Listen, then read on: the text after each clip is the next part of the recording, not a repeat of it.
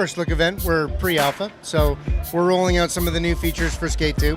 Big one, new San Vanalona, and it's a pretty much unrecognizable San Vanalona. We got to destroy the city and Skate It, which is another part of the franchise coming out for Nintendo, which precedes Skate 2, which happens about 5 years in the timeline after the first Skate.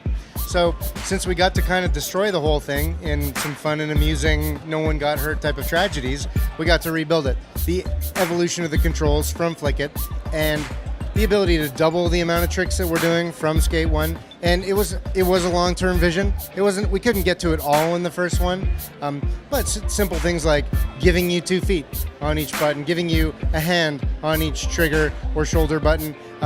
Now we've been able to push that to the point where now since you have 2 hands, you can take a hand off, you can hand plant, you can grab things in the world and move them around.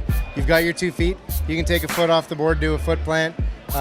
You can do no complies.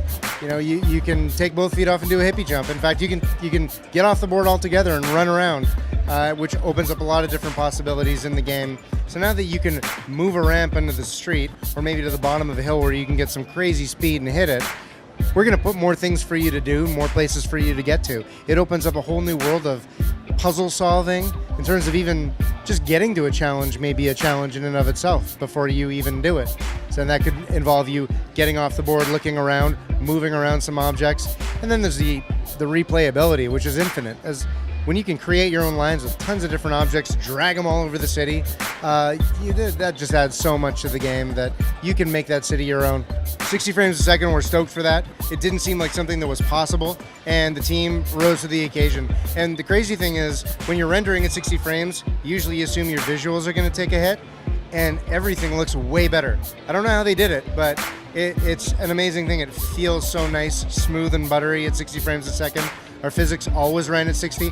Now we have the rendering and the physics both tied at 60. Feels great. PS3. This is our second time around on the PS3. It's at parity with the Xbox. They're both going to be the 360. That is, they're both going to feel pretty much the same. Slight differences, but you're not going to see a big difference between the two.